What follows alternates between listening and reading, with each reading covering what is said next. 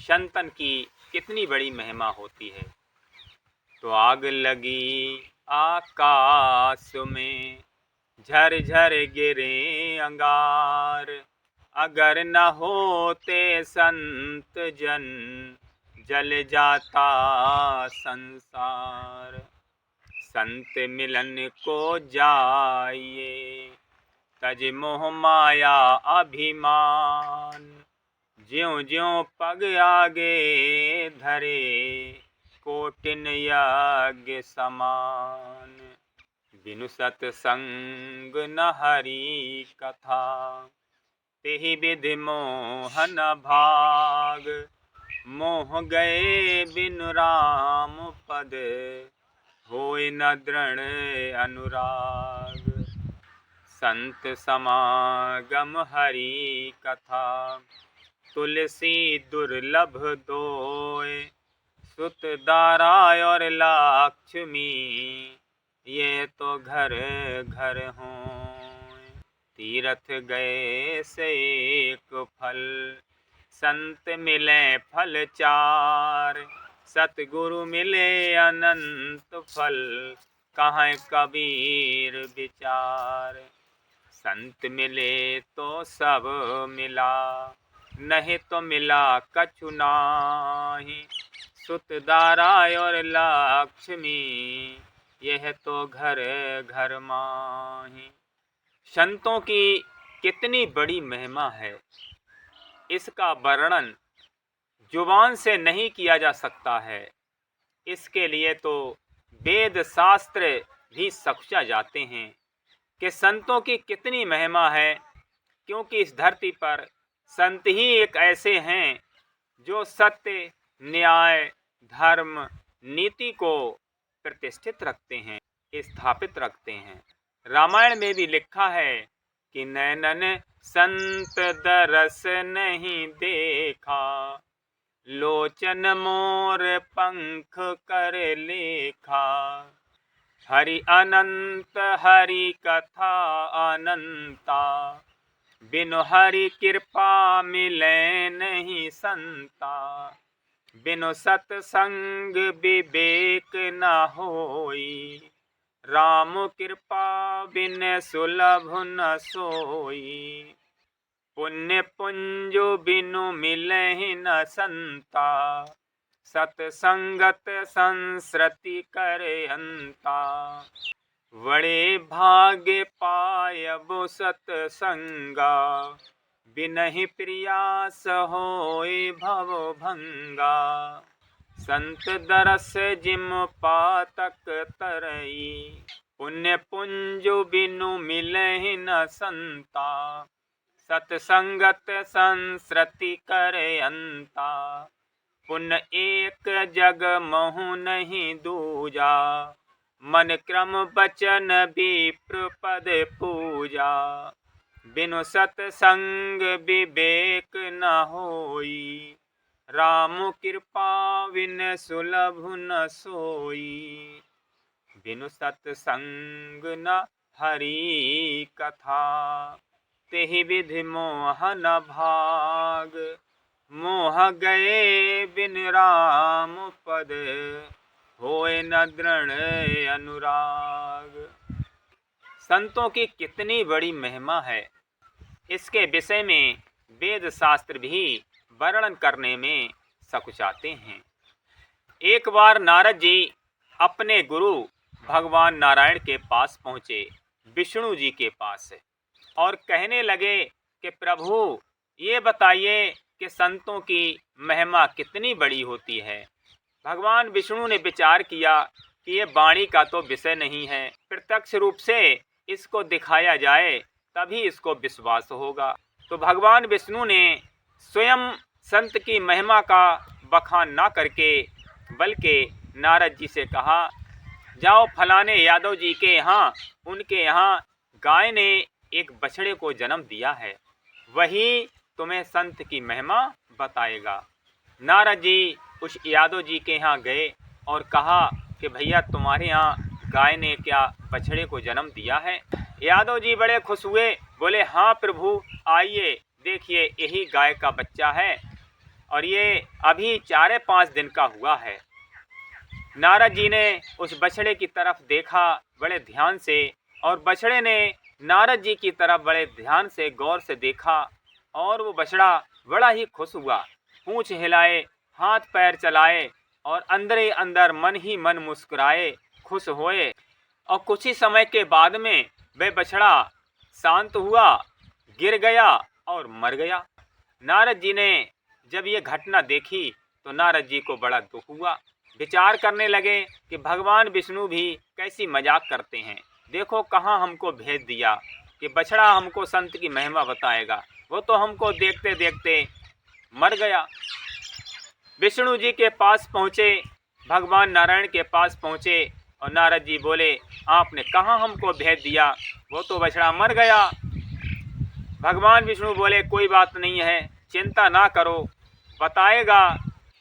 अब जाओ एक फलाने हरिजन के यहाँ, उसके यहाँ एक बच्चे का जन्म हुआ है, वह तुम्हें संत की महिमा बताएगा। नारद जी मन ही मन विचार करें, कहीं पहले जैसा हाल ना हो जाए, और उस डुमार के यहाँ पहुँचे। डुमार या हरिजन या मेहतर या भंगी, जो नीची जाति को आप बोलते हैं, भगवान की दृष्टि में तो कोई ऊंचा नीचा नहीं है, सब एक जैसे हैं, लेकिन इस सामाजिक दृष्टि से ऐसा कहा करते हैं। तो उसी डुमार के यहाँ गए और कहा कि भैया तुम्हारे यहाँ किसी बच्चे का जन्म हुआ है। वो बहुत खुश हुआ, बोले आइए ऋषिवर, बैठिए, आसन ग्रहण कीजिए। और वह बच्चे को लेकर के आया, नारद जी के समक्ष दिखाने लगा कि देखिए प्रभु, यही बच्चा है। नारद जी ने उस बच्चे की तरफ दृष्टिपात किया, और बच्चे ने भी नारद जी की तरफ देखा, आंखों से आंखें मिली हुई थीं, बड़े ही ध्यान से टकटकी बांध कर देख रहा था, अंदर अंदर मुस्कुरा रहा था, और हाथ पैर चला रहा था, किलकारी भर रहा था। कुछ ही समय के बाद में बच्चा शांत हुआ, और बच्चा शिथिल पड़ा और मर गया। नारद जी ने जब ये घटना देखी तो बड़ा ही आश्चर्यचकित हो गए, और बड़ा घबराए, दुख भी हुआ उन्हें। वह व्यक्ति बोला कि कोई बात नहीं ऋषिवर, वो फिर हमें दे देंगे संतान, आप तो ऋषि हैं, संत हैं, आपके दर्शन पा गया है, इसमें कुछ भी इस बच्चे का अनर्थ नहीं होगा, इसका कुछ भी बिगड़ने वाला नहीं है, चिंता ना कीजिए। नारद जी दुखी मन से भगवान नारायण के पास पहुँचे और उस घटना का हाल सुनाया। भगवान विष्णु बोले, चिंता ना करो, अब जाओ, फलाने राजा हैं, उनके यहाँ एक बच्चे का जन्म हुआ है, वह तुम्हें जरूर संतों की महिमा बताएगा। नारद जी गए उसी राजा के यहाँ, और राजा से कहा कि भैया क्या तुम्हारे यहाँ किसी बच्चे का जन्म हुआ है? राजा बोला, हाँ ऋषिवर, आइए। उस राजा ने बड़ा स्वागत किया, आसन दिया, और उस बच्चे को लेकर के आए। वह तो सोने के पालने में झूल रहा था। नारद जी ने उस बच्चे की तरफ देखा, और बच्चे ने भी नारद जी की तरफ टकटकी बांध करके देखा, और अंदर ही अंदर खुश हो रहा था, प्रसन्न हो रहा था, हाथ पैर चला रहा था, किलकारी भर रहा था। नारद जी ने विचार किया, कहीं ये वैसा ही घटना ना हो जाए जो पिछले हो चुकी है। थोड़ी देर में वो बच्चा शांत होने लगा, शिथिल पड़ने लगा। नारद जी को संदेह होने लगा कि लग रहा है ये बच्चा भी अब जाने वाला है। नारद जी बोले, अरे रुक जा भाई, मरे मत, पहले हमें संत की महिमा तो बताए जा, इसके बाद भले मर जाना। अब उस बच्चे के मुख से आवाज़ निकलने लगी कि हे ऋषिवर, तुमको हम अभी संत की महिमा क्या बताएं, आपको ज्ञान नहीं है। अरे पहली बार जब आप मेरे पास आए थे तो मैं बछड़े की योनि में था, आपका मैं दर्शन पा गया, और मेरे अंदर पाप समाप्त हुआ और पुण्य बढ़ गया, और मैंने शरीर का त्याग करना ही उचित समझा। अगले जन्म में मुझे मनुष्य का शरीर मिल गया, मैं पशु से एक मनुष्य बन गया, मेरी कितनी उन्नति हो गई।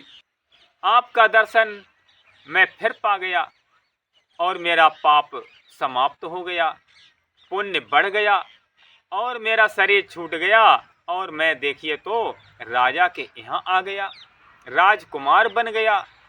अब आपका फिर दर्शन हो गया, बड़ी कृपा हो गई प्रभु की और मेरा पाप फिर समाप्त हो गया, पुण्य बढ़ गया। अब मेरा सब पाप समाप्त हो गया है और तुम्हारी कृपा से अब मैं शरीर को छोड़ करके अब मैं परमात्मा के यहाँ जा रहा हूँ, अर्थात मैं अब जन्म और मृत्यु से मुक्त हो गया हूँ। तो संत की इतनी बड़ी महिमा होती है। जब नारद जी ने ये प्रत्यक्ष हाल देखा तो नारद जी समझ गए कि संत की महिमा बड़ी महान है, विचित्र है, जिसका वर्णन करना बहुत कठिन है। इस धरती पर सच में अगर कोई अच्छा सच्चा संत है तो वास्तव में वह भगवान के स्वरूप है। संत और भगवंत एक जैसे हो जाते हैं।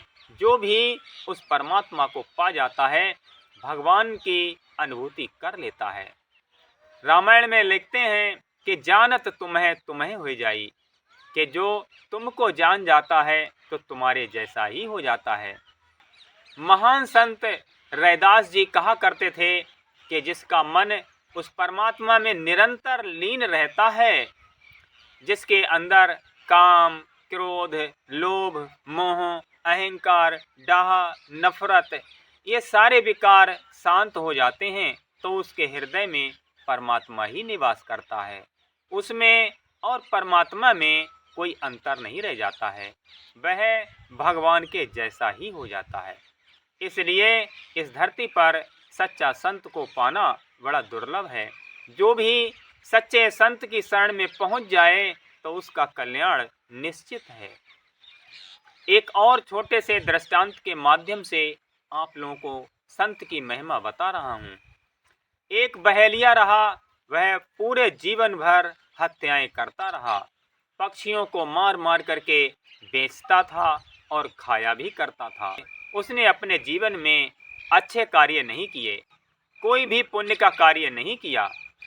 एक बार की बात, एक जंगल में संत रहते थे। वो बड़े तपस्वी थे, त्यागी थे और वृद्ध थे। वो जंगल में घूम रहे थे और उनको बहुत ज़्यादा प्यास लग गई। प्यास की वजह से वह वहीं पर लुढ़क गए। उस बहेलिया ने देखा कि अरे ये तो महात्मा है। उस बहेलिये ने उस महात्मा को अपने पीठ पर लादा और ले गया किसी बस्ती के पास में, और वहाँ से वह पानी लेकर के आया, उनको पानी पिलाया और भोजन भी मांग लाया। भोजन भी उन संत को कराया। उन संत जी ने जैसी भोजन और पानी किया तो उनके शरीर में शक्ति आ गई। वो उठ करके खड़े हो गए और उस बहेलिये को आशीर्वाद दिया और चल दिए जंगल की ओर। पुनः समय जब पूरा हुआ दोनों का, उस बहेलिये ने अपने जीवन में यही एक बहुत बड़ा सत्कर्म किया, उन संत की सेवा कर दी और पूरे जीवन भर दुष्कर्म ही करता रहा। जब दोनों शरीर छोड़ करके गए तो संत जी तो बैकुंठ गए, स्वर्ग लोक गए, और उस बहेलिये का जब धर्मराज ने हिसाब किताब किया तो उसके जीवन में लंबे समय तक नरक का भोग लिखा हुआ था। धर्मराज ने कहा, तो ये बताओ, तूने जीवन भर बहुत पाप किया है, लेकिन तूने अपने जीवन में एक सदकर्म किया है, एक पुण्य कर्म किया है, उसके फलस्वरूप तुझे एक दिन के लिए स्वर्ग मिलेगा और बाकी पूरे जीवन भर नरक ही मिलेगा। अब ये बताओ, सबसे पहले नरक का दुख भोगेगा या फिर स्वर्ग में जाएगा एक दिन के लिए? बहेलिया चालाक था, उसने विचार किया कि जब लंबे समय तक नरक में रहना ही है, लंबे समय तक दुख उठाना ही है, तो एक दिन का सुख का भी स्वाद चख लिया जाए, स्वर्ग भी देख लिया जाए कि स्वर्ग में क्या होता है, कैसा लगता है। उसने कहा कि मुझे पहले स्वर्ग जाना है। जब उस बहेलिये को स्वर्ग में ले जाया गया तो वहाँ पर वो संत पहले से ही विराजमान थे जिनकी उसने सेवा किया था जंगल में एक दिन के लिए। संत ने उस बहेलिये को पहचान लिया और बहेलिये ने भी उनको पहचान लिया। संत ने विचार किया कि ये कुछ समय के लिए इस स्वर्ग में सुख भोगने के लिए आया है, इसने एक सदकर्म किया है, मेरी सेवा किया है, इसी वजह से। तो संत ने कहा, ठीक है, मेरी सेवा कर, हाथ पैर दबाओ, झाड़ू लगाओ और अपनी सेवा में लगा लिया। जब 24 घंटे का समय हुआ तो जल्लाद आए और बोले कि भाई चल, तेरा समय पूरा हो गया है, इतने समय के लिए ही स्वर्ग रहा है, अब नरक में तो ये चलना है। तो संत जी ने उस यमराज के दूतों से कहा कि तुम ये बताओ कि यहाँ पर इसे क्यों लेकर के आए। तो वो दूत कहने लगे, इसलिए लेकर के आए हैं कि इसने अपने जीवन में एक सदकर्म किया है, एक पुण्य कर्म किया है, उसी वजह से इसे 24 घंटे के लिए स्वर्ग मिला है। अब 24 घंटे पूरे हो गए, अब इसको नरक ले जाना है, नरक में डालना है। तो संत जी बोले कि ठीक है, इसने एक दिन तक किसी संत की सेवा किया, एक सदकर्म किया है, उसके फल से यहाँ आया है, लेकिन जब से यहाँ आया है तब से ये मेरी सेवा में लगा है, संत की सेवा कर रहा है, इसका भी तो पुण्य मिलना चाहिए, इसका भी पुण्य का फल जोड़ लीजिए। अब यमराज के यमदूत विचार करने लगे, बात तो ठीक है, क्या करना चाहिए, और वो चले गए। संत जी बोले, उस बहेलिए से देख, सेवा में लगा रहा, इधर उधर जाना नहीं है, नहीं तो ये यमदूत तुझे ले जाएंगे, नरक में डाल देंगे। अब वह बहेलिया उन्हीं संत की सेवा में लगा रहा, उसका पुण्य बढ़ता चला गया और पाप समाप्त होता गया। पाप का मतलब ही है नरक, दोजक, दुख, और पुण्य का मतलब ही है सुख और स्वर्ग। अब उसका पाप समाप्त हो गया, पुण्य बढ़ गया, अब वह लंबे समय के लिए स्वर्ग में ही रह गया, नरक उसका मिट गया, समाप्त हो गया। इसी तरह से संतों की संगत करने से, संतों की सेवा करने से मनुष्य का नरक मिट जाता है, समाप्त हो जाता है और स्वर्ग मिल जाता है। इसलिए रामायण में लिखा है कि संत दरस जिम पातक तरई, संतों के दर्शन से, संतों की सेवा से पापी लोग भी तर जाते हैं, उनका कल्याण उद्धार हो जाता है। तीर्थ गए से एक फल, संत मिले फल चार, सतगुरु मिले अनंत फल, कहाँ कबीर विचार। तीर्थों में जाने से एक फल मिलता है, संत मिल गए तो 4 फल मिलते हैं, और अगर सदगुरु मिल गए तो सब फल मिल जाते हैं, किसी चीज़ की कमी नहीं रह जाती है, पूर्ण फल प्राप्त कर लेता है। इसलिए मनुष्य के जीवन में संत मिल जाएं, सदगुरु मिल जाएं, तो उसका भाग्य जाग जाता है, उसका जीवन महान हो जाता है। संत की संगत और संत का सत्संग और उनकी संगत सेवा करने से मनुष्य धीरे धीरे उन्हीं के जैसा बन जाता है। तो पारस में और संत में बहुत अंतरो जान, बोलो हाँ कंचन करे, गुरु कर ले आप समान।